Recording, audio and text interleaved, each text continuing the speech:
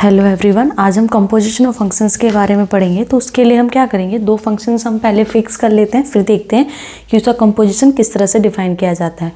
Composition of functions हम more than two functions के लिए भी डिफाइन कर सकते हैं, बट वो उसी वे में डिफाइन करेंगे जिस वे में हम टू वे में डिफाइन करेंगे टू फंक्शंस के लिए। तो चलिए देखते हैं क्या होता है। Let f be a function defined from a to b and g be a function which is defined from b to c। यहाँ पे आप एक बात नोट कीजिए, जो f है वो a to b पे डिफाइन है, मतलब उसका जो कोडोमेन है वो b है, और जो हम सेकंड फंक्शन ले रहे हैं g, वो उसका जो डोमेन है वो हम b ले रहे हैं, जो कि पहले वाले फंक्शन का कोडोमेन है। इसका रीज़न क्या है, हम ऐसा क्यों ले रहे हैं, वो अभी हम नीचे देखते हैं। तो जो कंपोजिशन है, the composition of g and f, इसको हम डिनोट करते हैं GOF से, जिसे हम गोफ कह देते हैं, GOF, या फिर कभी कभी हम f और g को इंटरचेंज कर दे तो फोक भी हो जाता है, f और g is defined as this. G of जो फंक्शन होगा वो डिफाइन होगा a to c such that गोफ के अंदर हम कोई भी एलिमेंट, जो कोई भी फंक्शन लेते हैं तो उसमें हम डोमेन का एलिमेंट पुट करते हैं, और फिर जो फाइनल वैल्यू आती है वो कोडोमेन से आती है। तो गोफ किस तरह से डिफाइन है कि g के अंदर वो जो x हम पुट कर रहे हैं वो पहले f के पास जाएगा, उसके बाद f उसको x पे जहाँ मैप करेगा वो फाइनल वैल्यू जो है वो g के पास आएगी, और g लास्ट में उसको c पे मैप करेगा। f यहाँ पे अगर हम देखें, ये हो गया a, ये b और ये c। यहाँ से यहाँ पे f एक फंक्शन है, ये a, ये b, ये c, और यहाँ से यहाँ पे जो फंक्शन है वो है g। अब गोफ के लिए हमने कोई एलिमेंट लिया x, a का, उसको पहले f b पे भेजेगा, f ऑफ x। ये यहाँ पे हमने x एलिमेंट लिया था, तो पहले f उसको कहाँ भेजेगा, f ऑफ x पे, मतलब वो उसे b के एलिमेंट पे कोई मैप करेगा। अब g जो है वो b पे डिफाइन है, इसलिए हमने g b पे लिया था, क्योंकि f जो है पहले a के एलिमेंट को b पे मैप करता है। तो अब जो है g हमें ऐसा होना चाहिए हमारे पास फंक्शन, जो कि b के एलिमेंट पे डिफाइन होना चाहिए। तो g ऐसा है जो b to c पे डिफाइन है, तो g अब क्या करेगा, f ऑफ x को किसी c के एलिमेंट पे मैप करेगा। तो इस तरीके से हम दो फंक्शंस को कंबाइन कर रहे हैं। बेसिकली एक फंक्शन हमने f लिया जो a से b पे डिफाइन था, एक फंक्शन हमने g लिया जो b to c पे डिफाइन था। तो हमने एक ऐसा फंक्शन बनाया है GOF गोफ, जो कि a to c पे डिफाइन है। कोई भी हम एक एलिमेंट अगर उसमें पुट करेंगे तो जो फाइनल वैल्यू आएगी हमारे पास वो c की आएगी। तो इसको अगर हम एक एग्जांपल से कंसिडर करते हैं, जिससे थोड़ा और बेटर वे में समझ आएगा।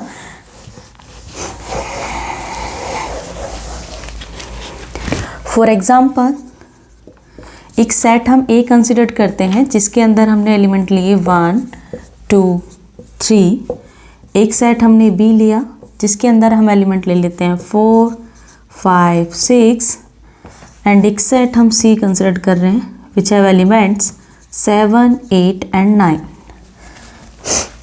Late us take f be a function defined from a to b such that f maps 1 to 4, 2 maps to 5, and 3 maps to 6. Let us take another function g which defined from b to c such that b के अंदर elements कौन से हैं, 4 5 6, उनको हमें c पे map करना है, जो कि 7 8 9 है।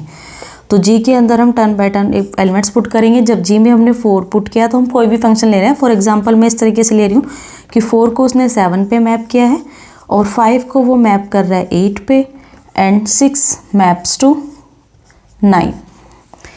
अब हमें देखना है GOF, जो कि फंक्शन होगा फ्रॉम a to c।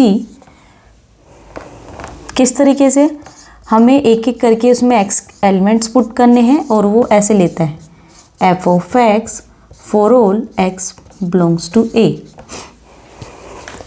अब हम a का कोई एक एलिमेंट लेते हैं। यहाँ पे a का हमने एलिमेंट लिया, a के अंदर 3 एलिमेंट्स थे, तो 1 ले लेते हैं।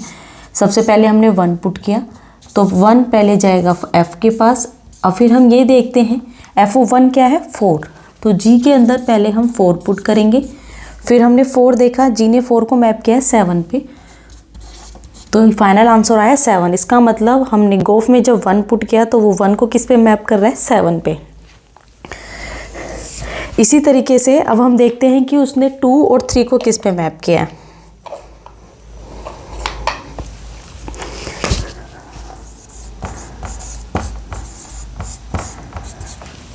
2 को अगर हम पुट करते हैं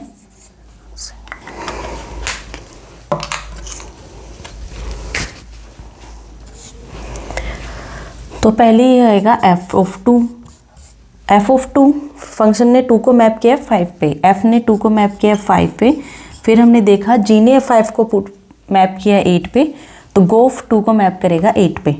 फिर हम देखते हैं 3 के लिए, हम पहले ये जाएगा f के पास, तो हम ये देखते हैं कि f ने 3 को किस पे मैप किया था, f ने 3 को मैप किया है 6 पे, तो ये आएगा g ऑफ 6। फिर हम देखते हैं कि g ने 6 को किस पे मैप किया 9 पे, तो यहाँ पे फाइनल आंसर आएगा 9।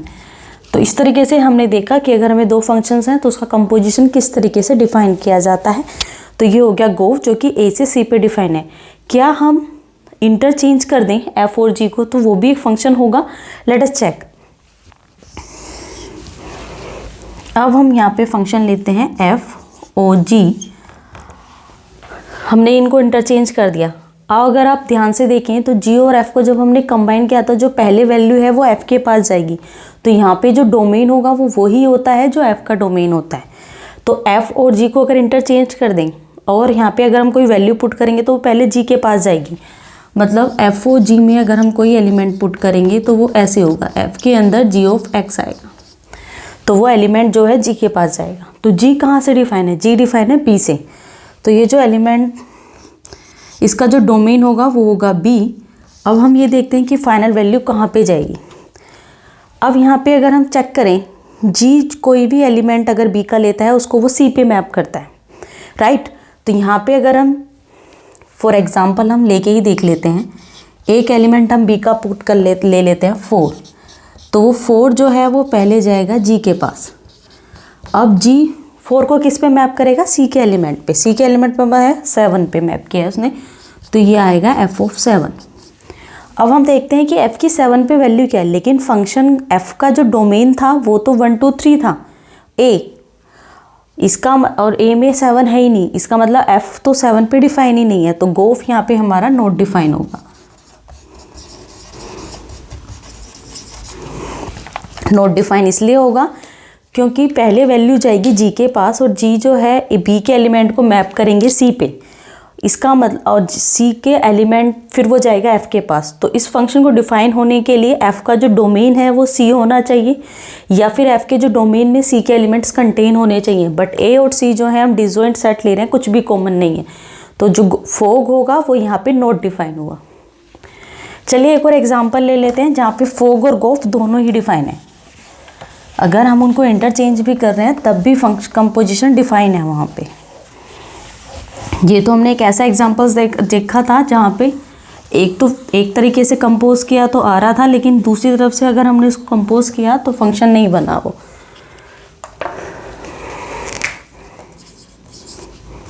f एक फंक्शन ले लेते हैं, set of real numbers to set of real number such that f maps x to x square. And g एक फंक्शन ले लेते हैं, वो भी हम r टू r ले लेते हैं, set of real numbers to set of real number such that g map कर रहा है x टू cos x। अब हम देखते हैं फोग। तो डोमेन क्या होगा? जो g का डोमेन होगा, क्योंकि पहला एलिमेंट जो है वो g पे जाएगा, तो ये हो गया। उसके बाद g जो है r के एलिमेंट को r पे ही मैप करता है, और f हमने चेक किया, f जो है वो r पे डिफाइन है। मतलब अगर हम f फोग डिफाइन करना चाह रहे हैं तो g का जो डोमेन होगा वो तो फोग का डोमेन हुआ, लेकिन g जो है वो डोमेन को जिस कोडोमेन पे भेजेगा वो कोडोमेन f के डोमेन के अंदर कंटेन होना चाहिए। मतलब वो, अगर हम फोग डिफाइन कर रहे हैं तो पहले एलिमेंट लेंगे g के लिए, जी उस एलिमेंट को अपने कोडोमेन पे भेजेगा, तो वो वैल्यू जो आएगी उस पे हम फिर f पुट करते हैं। इसका मतलब इसकी जो वैल्यू अपने कोडोमेन में जाती है तो उस कोडोमेन के जो भी एलिमेंट आएंगे वो फंक्शन के डोमेन में होने चाहिए, तभी फोग डिफाइन होगा।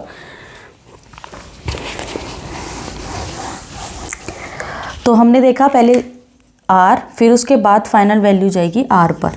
पहले वैल्यू गई g में, g ने उसको r पे भेजा और r f के डोमेन में है ऑलरेडी, तो फंक्शन f जो है फाइनली वैल्यू भेजेगा r पे, तो वो आ गया r।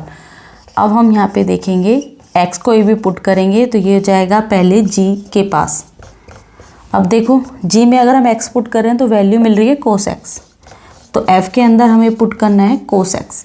एफ के अंदर जो भी पुट कर रहा है वो उसको स्क्वायर करता है, तो यहाँ पे आएगा कोस एक्स का होल स्क्वायर। तो ये हो गया फोग।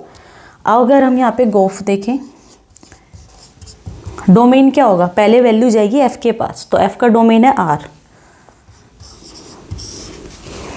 अब एफ में अगर हम आर का कोई भी एलिमेंट पुट कर रहे हैं वो वापस से उसको आर पे भेजेगा, तो फिर हम ये चेक करेंगे क्या उन एलिमेंट्स पे जी डिफाइन है। तो यहाँ पे आर अगर हम देखें तो जी का डोमेन भी आर है, मतलब एफ अगर कोई रियल नंबर अगर हमें देगा तो उस पर ऑलरेडी जी डिफाइन है, इसका मतलब गोफ भी एग्जिस्ट करता है, गोफ भी एक फंक्शन होगा और फाइनल वैल्यू जी किस पे मैप करेगा, आर पे, तो इसका जो कोडोमेन होगा वो आर होगा। तो पहले वैल्यू जाएगी एफ के पास, ये हो गया। अब हम देखें एफ ऑफ एक्स क्या है, एफ ऑफ एक्स है एक्स स्क्वायर, तो जी के अंदर आया एक्स स्क्वायर। अब एक्स स्क्वायर कहाँ पुट करना है, जी के अंदर अगर एक्स पुट कर रहे हैं तो कोस के वो एंगल में जा रहा है, तो एक्स स्क्वायर कोस के एंगल में गया तो ये हो गया एक्स स्क्वायर। ये हुआ फोग, ये हुआ गोफ। हमने अभी देखा कि अगर हमें दो फंक्शंस गिवन है तो ज़रूरी नहीं है तो कंपोजिशन डिफाइन हो। कंपोजिशन डिफाइन करने के लिए कंडीशन होती है, वो हमने चेक करी। वो इस तरीके से जो भी वैल्यू पहले फंक्शन में जाएगी वो होता है डोमेन, उसके बाद वो फंक्शन वैल्यू जिस पे मैप करता है उन सभी पर लास्ट वो ये सेकंड वाला फंक्शन है डिफाइन होना चाहिए। अगर डिफाइन नहीं हुआ तो कंपोजिशन नहीं डिफाइन होगा। और अगर हम डिफाइन होने के बाद अगर हम ये देखें दोनों फंक्शन को इंटरचेंज कर रहे हैं तो दोनों फंक्शंस अलग अलग बन रहे हैं। देखो फोग हमने देखा ये है कोस एक्स का होल स्क्वायर, लेकिन अगर हमने इंटरचेंज करके गोफ करके देखा तो यहाँ पे एंगल का स्क्वायर हो रहा है, उसके बाद कोस ऑपरेट हो रहा है, तो both are the different things. तो f o g is not equals to g o f here, note that.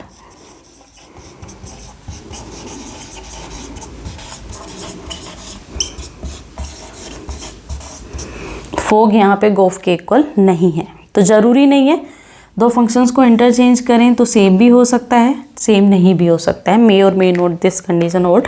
लेकिन इस एग्जांपल में अगर हम देखें तो फोग और गोफ इक्वल नहीं है। आई होप आपको समझ आ गया होगा कि दो फंक्शन का कंपोजिशन किस तरह से डिफाइन होता है। नहीं तो एक और एग्जांपल ले लेते हैं।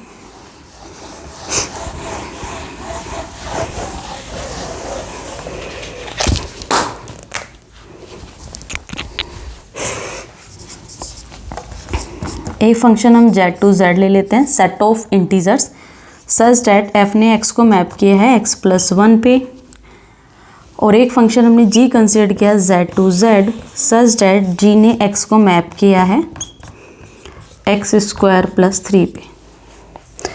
अब हम देखते हैं फोग। सबसे पहले वैल्यू g पे जाएगी तो g का डोमेन आएगा, उसके बाद g डोमेन के एलिमेंट्स को z पे पुट किया है, मैप कर रहा है, और क्या z पर f डिफाइन है, f डिफाइन है, और फिर फाइनल f किस पे मैप करेगा एलिमेंट्स को, z पे, तो ये हो गया z पे। तो किस तरह से होगा, यहाँ पे हम कोई भी x पुट करेंगे तो पहले वो जाएगा g के पास, g x को मैप कर रहा है x² + 3 पर, f के अंदर हम x पुट कर रहा है पुट किया था तो उसने जस्ट x में 1 प्लस करके आंसर दे रहा है, तो यहाँ पे x² + 3 में जस्ट हमें 1 प्लस करना है विच इज़ x² + 4। अब हम देखते हैं गोफ क्या है, व्हाट इज गोफ है।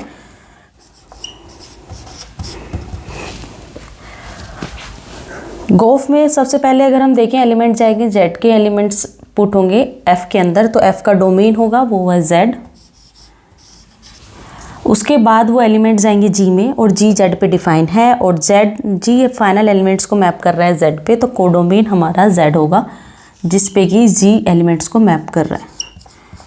तो व्हाट इज गोफ, पहले वो f के पास जाएगी, f x को x+1 पे मैप कर रहे हैं तो ये आ जाएगा x+1, फिर g में अगर हम x पुट कर रहे हैं तो वो x उसका होल स्क्वायर करके +3 कर रहा है, तो मतलब हमारे पास है x+1 का होल स्क्वायर +3। इसको हम सॉल्व कर सकते हैं, x² + 2x + 1 + 3, डेट मीन्स ये आया x² + 2x + 4। चलिए अब हमने देखा अगर हमें दो फंक्शंस डिफाइन है तो उनका कंपोजिशन किस तरह से डिफाइन कर सकते हैं। In a similar way we can define compositions of more than 2 functions।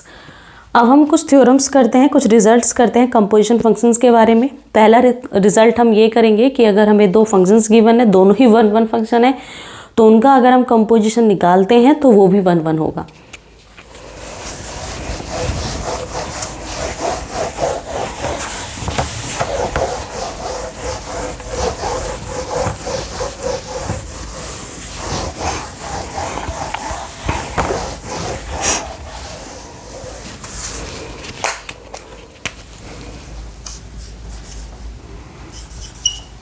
ये थ्योरम ही है।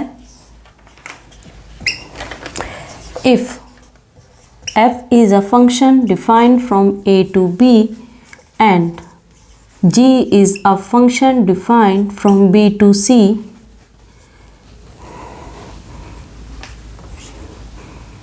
are functions such that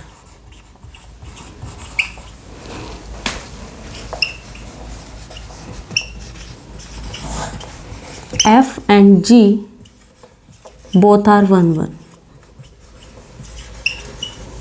1 1 कह लो या उनको इंजेक्टिव फंक्शंस कह लो। हम ऐसे 2 फंक्शंस कंसिडर कर रहे हैं जो दोनों ही इंजेक्टिव हैं। Then we will prove that their composition is also 1 1।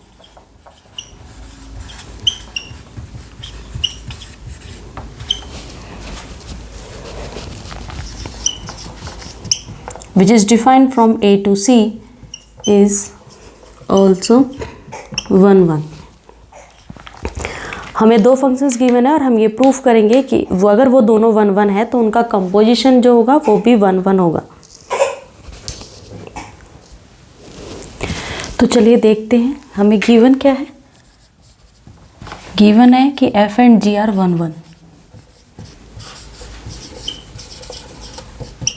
तो शो हमें करना है गोफ इज़ 1 1 फंक्शन।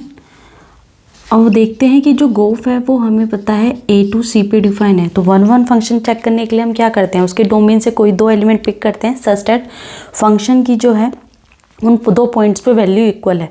और हम प्रूफ ये करते हैं कि अगर 2 डिफरेंट पॉइंट्स पे फंक्शन की वैल्यू इक्वल है तो फंक्शन उन 2 पॉइंट्स को इक्वल होना ही पड़ेगा, अदरवाइज फंक्शन 1 1 नहीं होता। तो हम करते हैं late A1 and A2 belongs to A such that gof at A1 is same as gof at A2 and what we have to show so A1 is same as A2। तो उससे ये proof हो जाएगा जो गोफ है वो 1 1 है, क्योंकि हमने ऐसे कैसे प्रूव करेंगे, क्योंकि हमने कोई भी 2 आर्बिट्री एलिमेंट उठाए सच दैट फंक्शन की उन पर वैल्यू सेम है। तो ऐसा तभी पॉसिबल होगा जब वो दोनों पॉइंट सेम हो गए। अगर हमने प्रूफ कर दिया तो फंक्शन 1 1 होगा। तो हमें क्योंकि g of at A1 is same as g of at A2, ये डिफाइन कैसे होता है, वो वैल्यू जो है वो पहले जाती है f के अंदर। तो this is same as f of A2। अब हमें पता है g जो है 1 1, अगर g की किन्हीं 2 पॉइंट्स पे वैल्यू सेम है तो वो पॉइंट्स बराबर होंगे। This implies that f of A1 is same as f of A2। Why? क्योंकि g जो है वो 1 1 है। मतलब 2 पॉइंट्स पे फंक्शन की वैल्यू तभी इक्वल होगी जब वो 2 पॉइंट सेम होंगे। अब फंक्शन की वैल्यू A1 A2 पे सेम है तो इसका मतलब A1 is same as A2। Again f is 1 1। Hence what we have done, अगर 2 फंक्शंस 1 1 है तो उनका कंपोजिशन भी 1 1 होगा। हमने कोई भी 2 पॉइंट्स लिए ए के सच दैट फंक्शन की उन पे वैल्यू सेम थी और हमने ये दिखा दिया कि वो 2 पॉइंट सेम है, इसका मतलब उनका कंपोजिशन भी 1 1 हो गया। अब हम एक ऐसा एग्जांपल देख लेते हैं कि जिसमें फंक्शंस जो हैं 1 1 है तो उनका कंपोजिशन भी 1 1 होगा। बट ये रिज़ल्ट होल्ड नहीं करेगा अगर दोनों में से कोई भी एक फंक्शन 1 1 नहीं होता है। तो वो हम अभी देख लेते हैं। हो भी सकता है, नहीं भी हो सकता। तो इन जनरल वो ट्रू नहीं होता अगर दोनों में से एक भी फंक्शन 1 1 नहीं हुआ। अभी हम फर्स्ट एग्जांपल ऐसा कंसिडर कर लेते हैं जिसमें दोनों ही फंक्शन 1 1 है। तो हमने एक सेट लिया है A जिसमें A और B एलिमेंट लिए, एक सेट हमने B लिया है जिसके अंदर हम ले लेते हैं एलिमेंट C और D, एक सेट हम C ले लेते हैं जिसके अंदर हमने एलिमेंट लिए E और F। F एक फंक्शन लिया जो A to B डिफाइन है सच दैट उसने A को मैप किया है C पर और B को मैप किया है D पर। एक फंक्शन हम G ले लेते हैं which is defined from B to C such that G ने सी को मैप किया है ई पर और डी को मैप किया है एफ पर। अब आप चेक कर सकते हो कि एफ और जी दोनों ही 1 1 है, क्योंकि वो डिफरेंट एलिमेंट्स को डिफरेंट एलिमेंट्स पे ही मैप कर रहा है और जी भी 1 1 है। एफ ऑलरेडी हम फंक्शन ले चुके हैं तो इसको कोई डिफरेंट एलिमेंट पी ले लेते हैं ताकि कन्फ्यूज़न ना हो। तो डिफरेंट एलिमेंट्स को डिफरेंट एलिमेंट पे मैप कर रहे हैं दोनों फंक्शन, तो दोनों ही फंक्शन 1 1 है। अब हम गोफ देख लेते हैं जो कि डिफाइन होगा ए टू सी, क्योंकि पहली वैल्यू एफ पे जाएगी तो डोमेन ए होगा। फिर एफ ने ए के एलिमेंट्स को किस पे भेजा, बी पे, और बी पे सी जी डिफाइन है और जी फाइनल एलिमेंट्स भेजेगा सी पर, तो कोडोमेन सी। तो ए का एलिमेंट ए देखते हैं, वो आएगा जी के अंदर। हमने देखा एफ ऑफ ए क्या है, सी। फिर हमने देखा जी ऑफ सी क्या है, ई, तो ये हो गया ई। फिर हमने पुट किया बी, एफ ऑफ बी क्या है, डी, तो जी के अंदर जाएगा डी। जी ने डी को मैप किया है पी पर, तो इस पी। अब हमने चेक किया गोफ ने जो है दोनों ही डिफरेंट एलिमेंट्स को डिफरेंट एलिमेंट्स पे मैप किया है, इसका मतलब जो गोफ है वो भी 1 1 है। तो हमने 2 फंक्शंस कंसिडर किए जो दोनों 1 1 थे और उनका कंपोजिशन हमने चेक किया वो भी 1 1 है। अब हम ऐसा एक एग्जांपल ले लेते हैं जिसमें एक तो 1 1 है और एक 1 1 नहीं है, दोनों कंपोजिशन देखते हैं कि क्या रहता है। सपोज हम एफ को ही 1 1 नहीं लेते तो बी को भी सी पे ही मैप करा देते हैं, तो एफ इज़ नॉट 1 1, क्योंकि ए और बी 2 डिफरेंट एलिमेंट्स हैं लेकिन उसने दोनों को सेम एलिमेंट पे मैप किया है, तो 1 1 नहीं हुआ। जी हम 1 1 ले लेते हैं। अब गोफ चेक करते हैं। एफ ऑफ ए क्या है, सी। जी ने सी को मैप किया, ये तो ठीक है। ये हमने जब बी पुट किया तो एफ ने जो है बी को भी सी पे ही मैप किया, तो यहाँ पर भी क्या आएगा, सी। और जी ने सी को किस पे मैप किया है, ई पर। अब यहाँ देखो ए और बी डिफरेंट एलिमेंट्स थे ए के, बट गोफ ने ए और बी दोनों को ही सेम एलिमेंट पे मैप किया है, तो वो 1 1 नहीं हुआ क्योंकि उसने 2 डिफरेंट एलिमेंट्स को सेम एलिमेंट पे मैप किया है, तो नॉट 1 1। डैट मीन्स ये रिजल्ट तभी होल्ड करता है जब दोनों ही 1 1 हो, तो उनका कंपोजिशन 1 1 होगा, otherwise result may not hold. मतलब अगर एक भी 1 1 नहीं है तो कुछ भी नहीं कह सकते, उनका कंपोजिशन 1 1 हो भी सकता है, नहीं भी।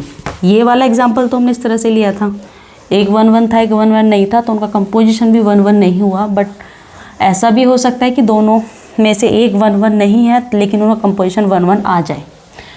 अच्छा, अब हम नेक्स्ट थ्योरम करते हैं ऑन टू फंक्शन से रिलेटेड, कि अगर दोनों फंक्शन हम कंसिडर कर रहे हैं और दोनों ऑन टू हैं तो उनका जो कंपोजिशन है वो भी ऑन टू होगा। What we have to prove, 2 functions अगर हमें ऑन टू दिए हैं तो उनका कंपोजिशन भी ऑन टू होगा। तो गिवन क्या है, f and g are onto. What we have to show, उनका जो कंपोजिशन है वो ऑन टू होगा। अब जो कंपोजिशन है वो कहाँ से कहाँ पे डिफाइन है, ए टू सी पर। तो हम एक ऑन टू दिखाने के लिए क्या करना होता है कि यहाँ से कोई एलिमेंट पिक करते हैं और उसके लिए यहाँ पे प्री इमेज दिखाते हैं। अगर इसके हर एलिमेंट के लिए यहाँ पे प्री इमेज है तो फंक्शन ऑन टू होता है। तो उसके लिए हम एक आर्बिट्री एक एलिमेंट यहाँ पे फिक्स कर लेते हैं, let C be an element of C. अब हमें ए के अंदर एक ऐसा एलिमेंट फाइंड करना है, टू शो हमें ये करना है there exist an element a in A such that function की उस पॉइंट पे इमेज सी होनी चाहिए। ये हमें प्रूफ करना है। तो किस तरीके से प्रूफ करेंगे, अब ये देखिए। सी किसका एलिमेंट है, सी का। ये फंक्शन जी जो है वो बी टू सी पे है और ये ऑन टू है। इसका मतलब अगर यहाँ से कोई एलिमेंट लेते हैं तो उसके लिए यहाँ प्री इमेज मिलेगी, क्योंकि जी जो है वो ऑन टू है, इसलिए there exist an element b in B such that function की जो बी पे एलिमेंट इमेज है वो सी होनी चाहिए। हमें सी की प्री इमेज मिल गई जी में। अब हमें पता है जो एफ है वो भी ऑन टू है। अब हमें ये जो बी एलिमेंट मिला था वो बी में मिला है, यहाँ पे एलिमेंट है हमारे पास, एफ ऑन टू है, इसका मतलब इस एलिमेंट के लिए यहाँ पे प्री इमेज मिलेगी। इसलिए there exist an element a in A such that function की ए पे जो इमेज है वो बी होगी। अब हमें दोनों को कंबाइन करना है, ठीक है। ये 1 हो गई, ये 2 हो गई इक्वेशन बाई 1 एंड 2। सी जो था वो इक्वल है जी ऑफ बी के, और जब हमने यहाँ पे बी की वैल्यू पुट करी तो वो है एफ ऑफ ए। मतलब कि गोफ के अंदर हमने क्या पुट किया, ए। अब ध्यान से देखिए, हमने यहाँ पे सी एक एलिमेंट पिक किया था, उसके लिए हमें ए में एक ऐसा एलिमेंट मिल गया ए सच दैट जिस पे फंक्शन की इमेज जो है सी है। इसका मतलब फंक्शन ऑन टू हो गया। ये बात हमें प्रूफ करनी थी तो वो हमने प्रूफ कर दी। इसलिए जो गोफ है वो एक ऑन टू फंक्शन है। हमने ये दिखाया अगर दो फंक्शंस ऑन टू हैं तो उनका कंपोजिशन भी ऑन टू होगा। एक एग्जांपल लेके देख लेते हैं।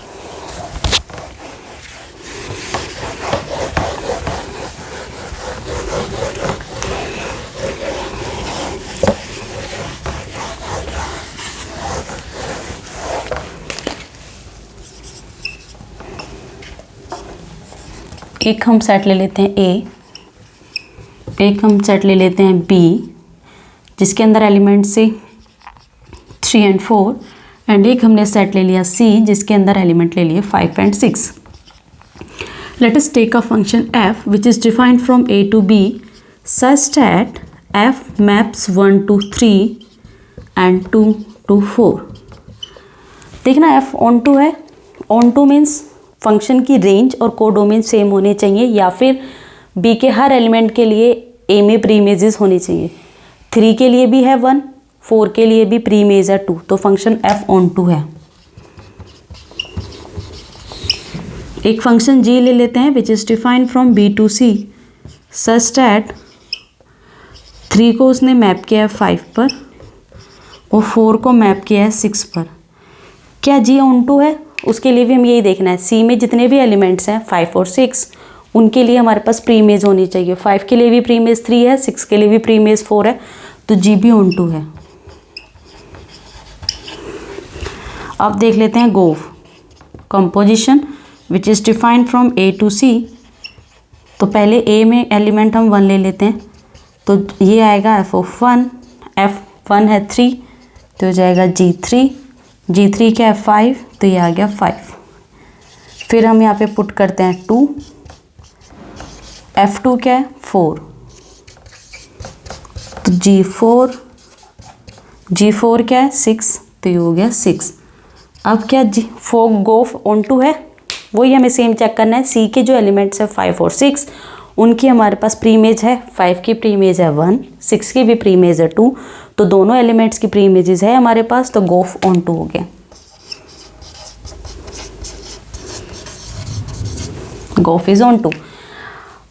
बट अगर दोनों में से एक भी फंक्शन ऑन टू नहीं हुआ तो क्या उनका कंपोजिशन ऑन टू होगा? तो चेक कर सकते हैं। देखो अगेन रिजल्ट होल्ड नहीं करेगा। इट मे बी पॉसिबल कि उनका कंपोजिशन ऑन टू हो, but it may be possible कि कंपोजिशन ऑन टू ना हो। तो हम एक देख लेते हैं एग्जांपल एक कंसिडर करके जिसमें से एक ऑन टू नहीं लेते। मान लो हम f को ही ऑन टू नहीं लेते या f को ऑन टू रहने देते हैं, g को ऑन टू नहीं ले लेते, तो g की जो 3 पे वैल्यू है वो 5 है और जो उसकी 4 पे वैल्यू है वो भी 5 हमने ले ली। 3 को मैप किया 5 पर, 4 को भी मैप किया 5 पे। c में एलिमेंट्स थे 2, 5 और 6। 5 की प्री इमेजेस तो है हमारे पास लेकिन 6 की नहीं है, इसका मतलब g is not onto. जो रेंज है वो कोडोमेन के इक्वल नहीं है। रेंज क्या है g की 5, रेंज जो है g की खाली 5 है। एक ही एलिमेंट है जिस पे फंक्शन एलिमेंट्स को भेज रहा है 5, जो कि कोडोमेन के इक्वल नहीं है, 5 और 6 के इक्वल, तो g ऑन टू नहीं है। क्योंकि अब हम गोफ देखते हैं। जब हमने 1 पुट किया तो g3 आया 5 वैल्यू, जब हमने 2 पुट किया तो f2 4 आया, g में अगर 4 पुट किया तो फिर से हमें 5 मिला। और फिर से अगर हम देखें c में 2 एलिमेंट्स थे 5 और 6, 5 की तो प्री इमेज है हमारे पास, 1 भी है उसकी प्री इमेज, 2 भी है उसकी प्री इमेज, लेकिन 6 की तो कोई प्री इमेज नहीं है। a में कोई भी ऐसा एलिमेंट है ही नहीं जो 6 पे मैप हो रहा हो, तो गोफ जो है वो ऑन टू नहीं है यहाँ पे। तो हमने दो एग्जांपल्स देखे, एक तो एग्जांपल वो दिखा जो थ्योरम को सेटिस्फाई करता है, तो उसमें देखा अगर दोनों ऑन टू हैं तो उनका कंपोजिशन भी ऑन टू हुआ। एक हमने एक ऐसा एग्जांपल लिया जिसमें एक तो हमने ऑन टू ले लिया बट एक ऑन टू नहीं लिया, तो फिर हमने उनका कंपोजिशन देखा तो वो ऑन टू नहीं आया था। चलिए आज की क्लास हम यहीं खत्म करते हैं।